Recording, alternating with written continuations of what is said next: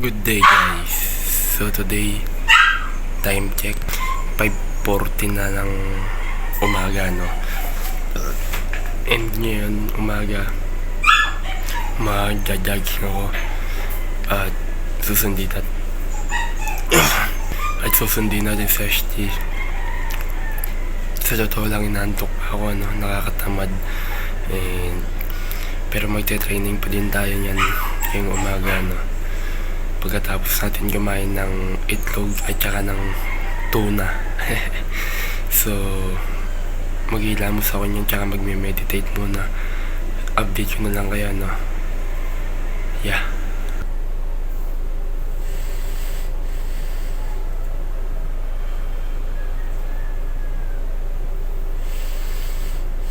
As you can see, tapos na mag-meditate at saka nakapag-hilamos na din tayo. Ngayon ang gagawin naman natin pupunta na tayo kila Ashley, and then after natin siyang ihatid sa school magwo-workout na tayo sa may oval dito sa amin. So after natin mag-workout, syempre maliligo tayo pag-uwi at magbabasa ng libro. So after nun, mag-e-edit na tayo ng video natin para i-upload sa TikTok, and then yun, tapos mag-recreate tayo ng video ulit. So ayun yung mga gagawin natin, and then babalitaan yun lang kayo mamaya. At nandito na nga ako, tapos nakaluto na ako, and actually kanina ko pa siya kinakain, nalimutan ko na lang i-video. And after na ito, rekta na tayo sa Obal yan. Babalitaan ko na kayo kapag nandun na ako. As you can see, nandito na ako sa Obal. Mag-workout na ako niyan, tapos babalitaan ko na lang kayo sa mga mangyayari. Tapos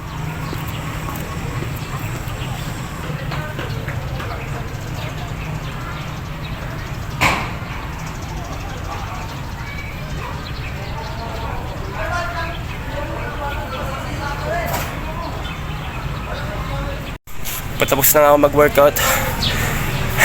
Ayan, tapos after nito 12 minutes, 8:26 na ng umaga, uwi ako niyan, and then maligo, tapos magbabasa ng libro.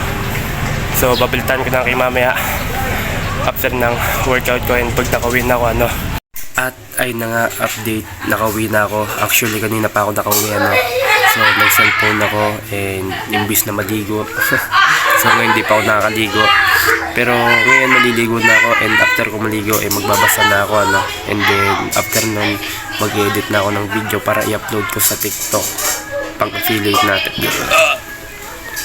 Putek, every time na magsasalita ako panay merong kundi didihayin, ano ba?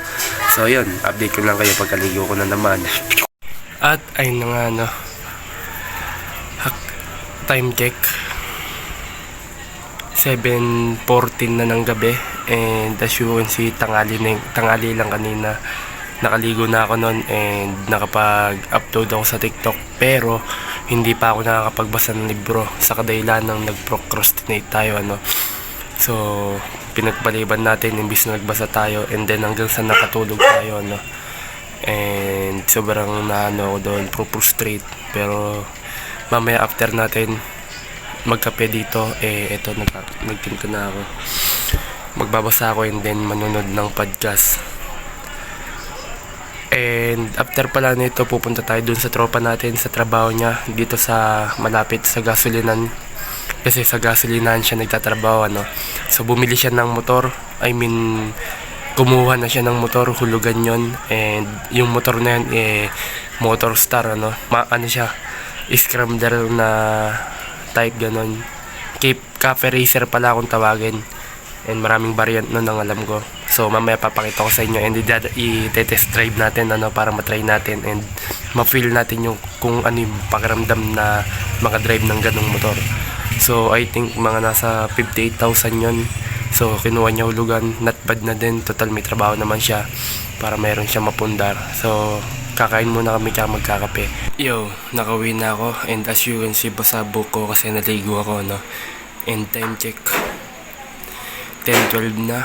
So malaking oras na naman yung gap ng pag-update ko dito, pero karamihan sa sinabi ko hindi man natuloy kasi sa kadahilan ng umalis kami bigla ang Jollibee. pero grateful naman ako kasi nakapag-Jollibee ako, ano. Pero hindi na ako nakapunta kay Gok Gok. And ngayon naman, pupunta ako kay Lashley dahil doon ako matutulog ngayon. And may isang bagay ako na-realize na importante, no, bago tayo pumunta doon, na-realize ko na dapat kung nasabi mo na isang bagay, panindigan mo na yun, huwag na magbabago isip mo. Dahil doon din, ayun din yung isang way kung bakit ayun din yung isang dahilan kung bakit bababa yung respeto sa'yo ng tao kapag ka once na inoohan mo na siya or may sinabi ka na sa kanya na isang bagay na dapat na gagawin mo pero bigla mong inurong or hindi mo na gagawin, mag-iiba yung tingin ng tao sa'yo na parang may maka lang o tokis kung tawagin dito sa amin, na hindi ka tumutupad sa usapan o sa pinag-usapan. Kaya naman na-realize ko na once na nakapag-decision ka na sa isang bagay kung ano yung gagawin mo, gawin mo na and panindigan mo na kasi nasabi mo na okay. Kumbaga sabi, walk the fucking talk. Pero yun na nga, ayun yung na-realize ko ngayon and nakakababa din siya ng self-confidence. Honestly, kasi ako yun yung nararamdaman ko na pabago-bago yung decision ko, pamali-mali ako, ganito gagawin tapos biglang uurong, doon ba tutulog, sabay hindi na ulit, yung parang ganun basta. And kailangan nating matutunan na maging decision maker, ganyan. So yun lang, ayun na na-realize ko yun. Dito ko na din tatapusin muna tong video na to.